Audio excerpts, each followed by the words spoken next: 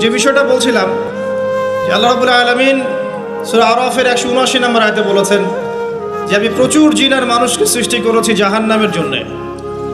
যার দলিল আমরা একটা হাদিস থেকে দিলাম যে উম্মতে মুহাম্মাদি 73 দলে ভাগ হয়ে যাবে, যার 72টা দলে জাহান্নামে যাচ্ছে, একটা জান্নাতে যাবে।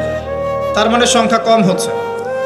আরেকটা দলিল দিচ্ছিলাম যে আল্লাহ রাব্বুল আলামিন কোরআনুল কারীমের শব্দের অপচয় করেন না। একটা শব্দ দিয়ে তিনি একটা কওমের ইতিহাস তুলে ধরেছেন। যেমন যুলকারনাইন যাচ্ছিলেন পূর্ব দিকে, যেতে যেতে একটা কওমকে দেখলেন যে কওমের সূর্যের আলো থেকে বাঁচার মতো প্রযুক্তি জানা ছিল না, এতই মানবেতর জীবনযাপন করত। আল্লাহ পাক এই কওম সম্পর্কে বললেন কাযালিক, এরা এমনই ছিল। একটা শব্দ দিয়ে কওমের পুরো হিস্ট্রি বলা শেষ। এই কাযালিকা শব্দ দিয়ে আপনি তাফসীর দেখতে পারেন এই কওম সম্পর্কে কত কি বলা হয়েছে। সেই আল্লাহ রাব্বুল আলামিন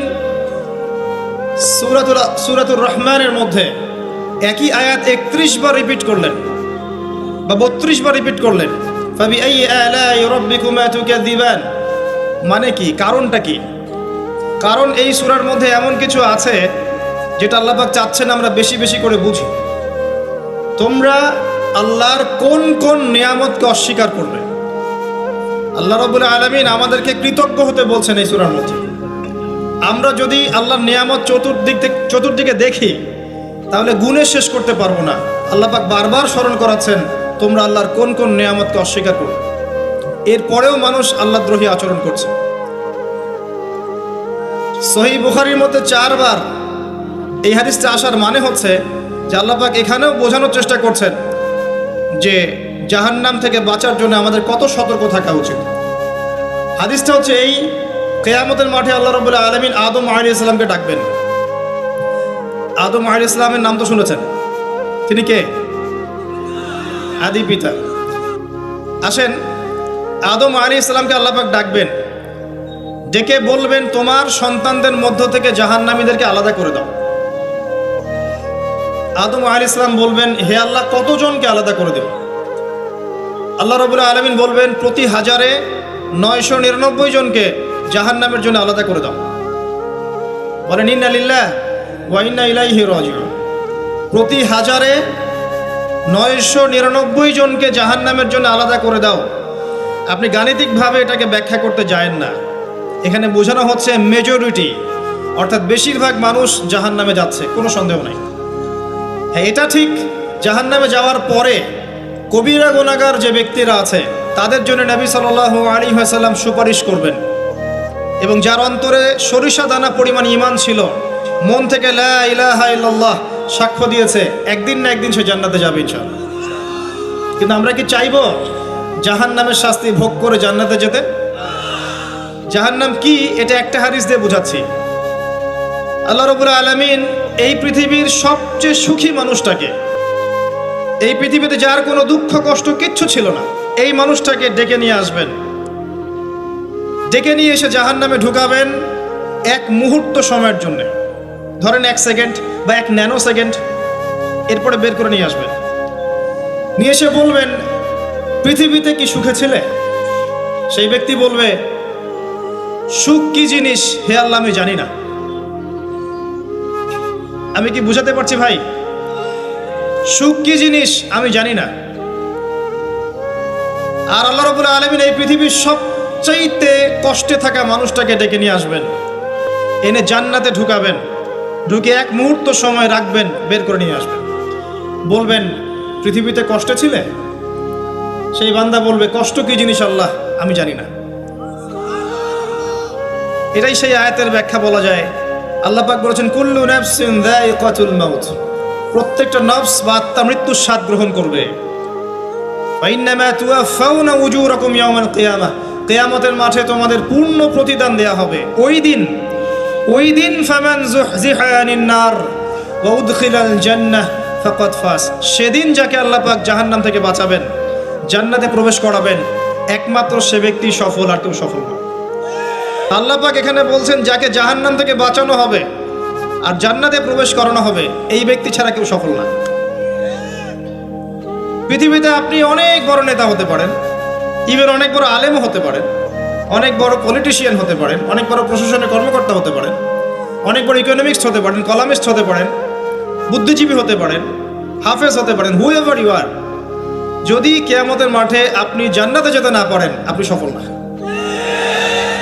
আর পৃথিবীতে যে মানুষ মুদির দোকান করছে, ভ্যান চালাচ্ছে, রিক্সা চালাচ্ছে, বারবার সেলুনে কাজ করে, কৃষক কৃষি কাজ করে, যাদেরকে মানুষ চেনেও না, ইমান আছে, 5 ওয়াক্ত নামাজ পড়ে, ছেঁড়া কাপড় পরে থাকে, এত মান মর্যাদা নাই, ভাইরাল না, মানুষ চিনে না, গভীর রাত্রে তাহাজ্জুদ পড়ে, দেখবেন এই ব্যক্তি যদি কিয়ামতের মাঠে জান্নাতে চলে যায়, এই ব্যক্তি আমার চেয়ে সফল, কোনো সন্দেহ নাই। তা আমাদের দৃষ্টিভঙ্গি আগে চেঞ্জ করতে হবে, দুনিয়ামুখী দৃষ্টিভঙ্গি ত্যাগ করতে হবে, পরকালমুখী দৃষ্টিভঙ্গি দরকার। নবী সাল্লাল্লাহু আলাইহি ওয়াসাল্লাম সাহাবায়ে কেরামের ভিতরে এই পরিবর্তন নিয়ে এসেছিলেন, তাদেরকে আল্লাহমুখী করেছেন, আল্লাহমুখী। যখন তারা আল্লাহমুখী হয়ে গেছেন, তখন দুনিয়া তাদের কাছে তুচ্ছ হয়ে গেছে।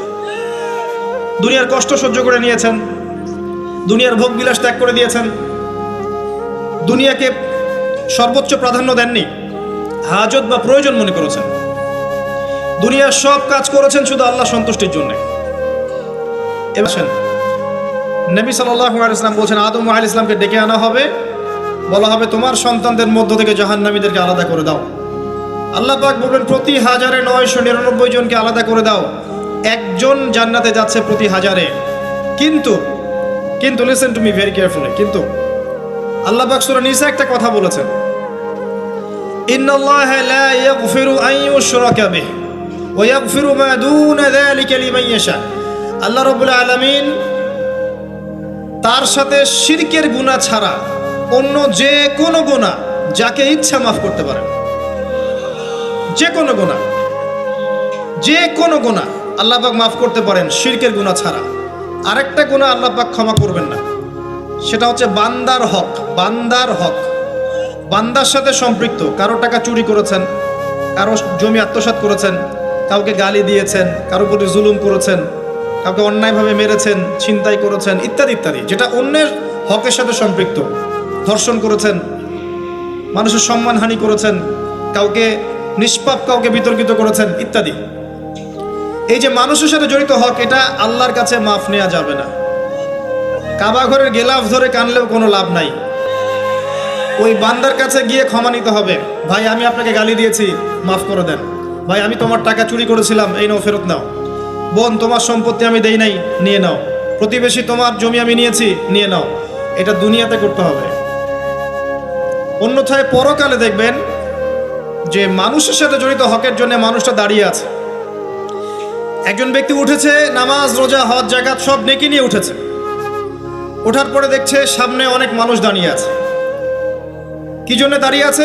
কারো টাকা নিয়ে শোধ করে নাই, কাউকে গালি দিয়েছে, কারো প্রতি জুলুম করেছে, কারো প্রতি অন্যায় করেছে, এরা দাঁড়িয়ে আছে, হক চাচ্ছে। তখন কিভাবে শোধ করবে? আল্লাহ পাক বলবেন তোমার নেকি ওদেরকে দিয়ে দাও। তখন শেয়ারিটের মাধ্যমে নেকি চলে যাবে। কথা বুঝতে পারছেন? তখন আরো অত্যাধুনিক প্রযুক্তি থাকবে, নেকি কনভার্ট।